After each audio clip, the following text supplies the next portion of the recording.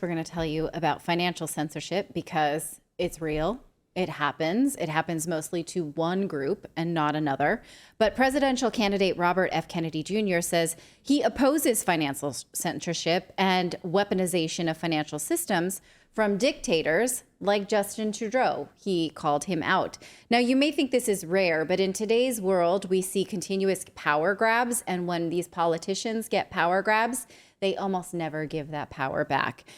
We know that during the Canadian trucker convoy, Canadian Prime Minister Justin Trudeau froze bank accounts of people protesting vaccine mandates. He justified this by calling them extremists, even though the science behind the mandates is pretty embarrassing now. No government has apologized for them.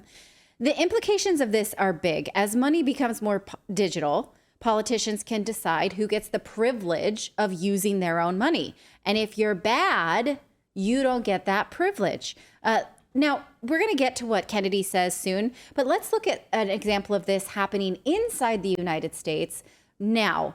This is a letter from 13 attorneys generals spearheaded by the state of Kentucky.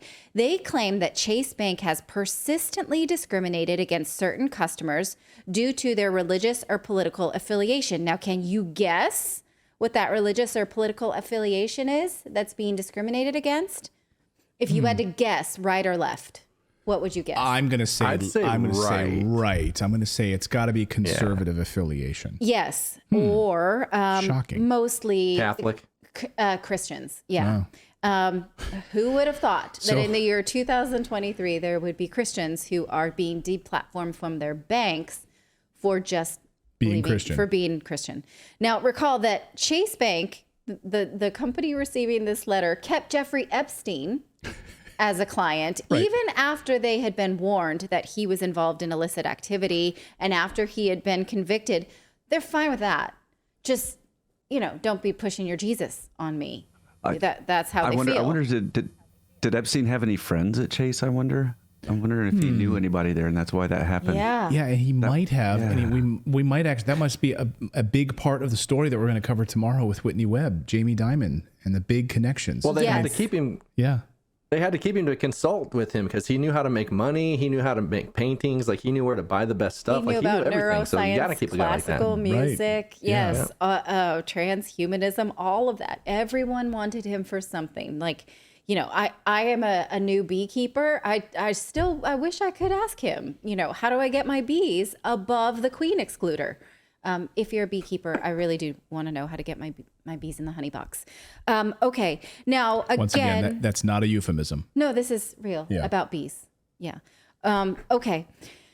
Where was I? Jeffrey Epstein? Yes, because the bank has been pushing back against Jamie Dimon testifying in an Epstein trial. So we know that Chase kept Epstein as a client and that Jamie Dimon had a hand in this personally. But now the attorneys generals are saying, but you are discriminating against conservative or right-leaning people in the state of Kentucky and beyond. Look at what they're saying. They're saying, unfortunately, this is not the first time Chase has discriminated against customers due to religious or political affiliation. In 2021, a credit card processor owned by Chase terminated the account of Family Council, a conservative pro-life organization, acting through its credit card processor subsidiary. Chase stated that, unfortunately, we can no longer support your business. The processor came to the conclusion, at least in part, it is because it considered Family Council to be high risk. Family Council fit none of the processor's examples of high risk business. And that same year, a company called WePay, also owned by Chase, refused service to a conservative group because WePay equated conservative views with hate, violence, racial intolerism, and terrorism. Chase reversed that wholly unfounded decision after intense pressure from the treasurer of Missouri. So Christians are a hate group, violence, racial intolerance, and terrorism. Now, Christians are being equated by the bank with terrorism, according to the Attorney General. And when Chase is asked to demonstrate a commitment to openness, they refuse. I apologize that these pieces of the letter are like this because the letter had a page break in it, and so I couldn't copy and paste. So that's why you're seeing this chunky. Clayton will yell at me about my screens later. Now, second, they say Chase has refused proposals that would demonstrate the bank's declared commitment to openness and inclusivity. The National Center for Public Policy Research recently led a shareholder proposal calling on Chase to disclose its policies for closing accounts.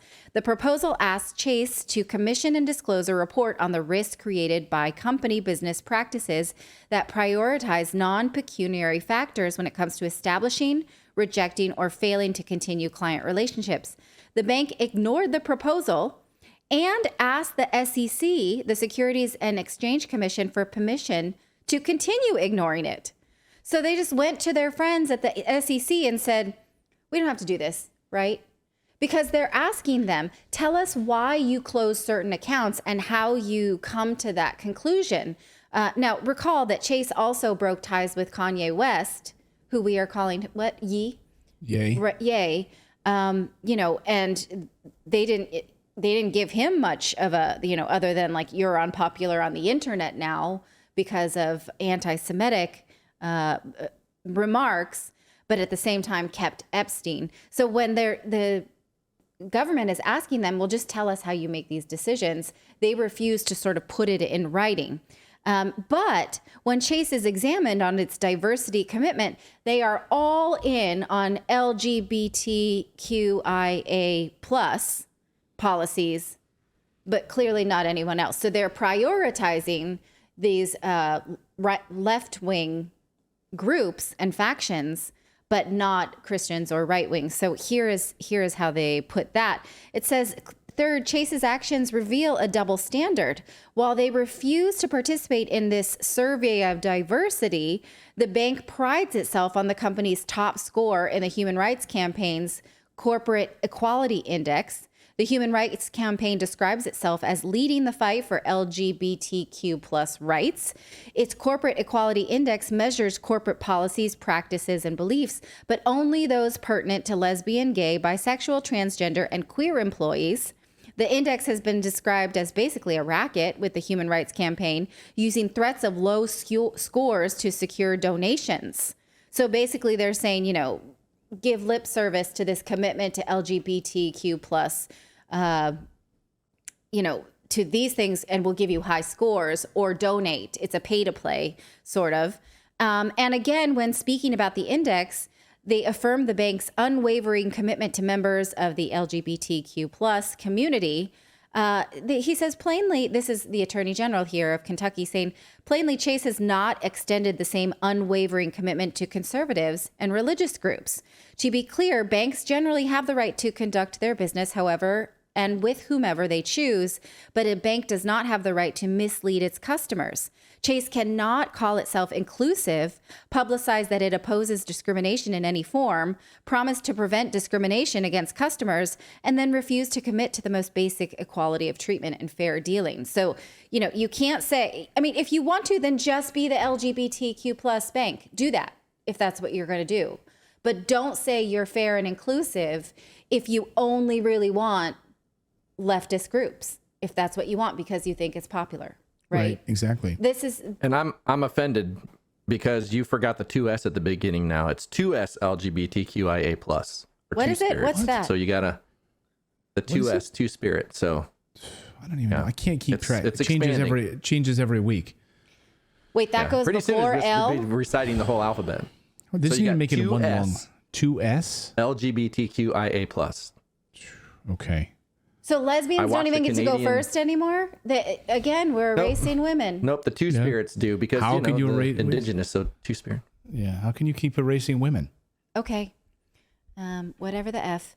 Now, the 13 attorney generals here are not saying that they will investigate Chase, but that they'd better stop this or else they will have an investigation on their hands.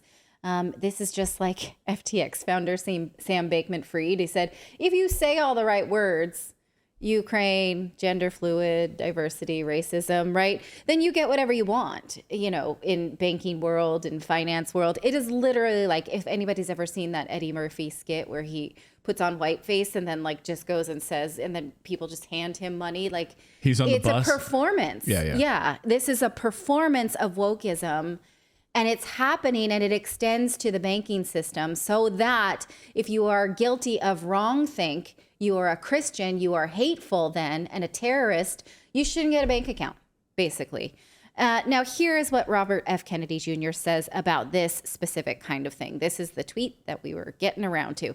The financial censorship of political enemies is something we're used to seeing under authoritarian regimes. No one was surprised when Russia froze more than 100 bank accounts tied to opposition leader Alexei Navalny. But Canada did it too, locking more than 200 accounts of, sorry, I did not expand that, the Canadian trucker Envoy. It's not outlandish to imagine that here in America, your bank account could one day be frozen because of your politics or comments you've made on social media. In fact, we just showed you that happening. After all, in 2010, PayPal, Visa, MasterCard suspended WikiLeaks at the behest of the U.S. State Department.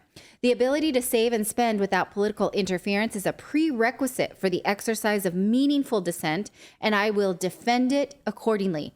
This is not a right or left-wing issue. It's about protecting democracy from powerful establishment interests. Now, here he talks about the digitalization of money and how this will enable that more, and we must be careful. That's why he says he opposes CBDCs, which are central bank digital currencies, which will vastly magnify the government's power to suffocate dissent by cutting off access to funds with just a single keystroke. That's why he also supports Bitcoin, which allows people to conduct transactions free from government interference.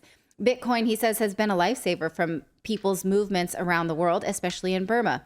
Now, I think it's important here because we don't often see politicians distinguishing between central bank digital currency and Bitcoin or cryptocurrency. They are not the same. He's showing that he did the homework, which is nice because a lot of politicians do not. The government is sort of piggybacking the popularity of cryptocurrencies and pretending this is the same. It's just our version of it. It's not. It is not a blockchain currency. It is not anonymous, and it is not outside of the government's control. That would be inside of the government's control. So I think bravo to him for making the distinction that Bitcoin is not the same as central bank digital currency. One is good, one is not. Now, unfortunately, financial censorship is not an American problem. This is a modern government problem of criminalizing thought. And another bill that we've been following in Ireland is what's being called the Thought Crime Bill. It would make anything they call hate speech punishable with prison time of up to 10 years. Have you been following this bill in Ireland? Right. Yeah. It's incredibly concerning because it makes it a crime not just to communicate words that might incite discrimination or violence, but to possess it, to possess words that might. And so, of course, they added gender expression as a protected group. So let's say there's a transgender child that's going to compete against my daughters in a sports group. And I, on a mom's WhatsApp group say, like, I'm concerned about this. Maybe we should talk to the school. That could be construed as inciting discrimination against the transgender child. And then I could be facing up to 10 years in prison for that because it was publicly communicated or they say intended to be publicly communicated. And again, the idea of like, if you do not participate in someone's gender ideology because the government has decided that self-ID is legitimate biological sex, you could face prison time for it. So this is beyond financial censorship. This is full stop censorship. And, it just seems to get worse. And I hope it's worse before it gets better. Thank you so much for watching this segment here at Redacted. We are live every day at 4 p.m. Eastern Time, trying to share the stories that the mainstream media will not cover. You should also come over and join our community of Redacted Rebels over at redacted.inc. That's our private locals community where we can share exclusive content that we simply cannot share here on YouTube. Come over and join the rebellion together right now by going to redacted.inc. We'll see you next time.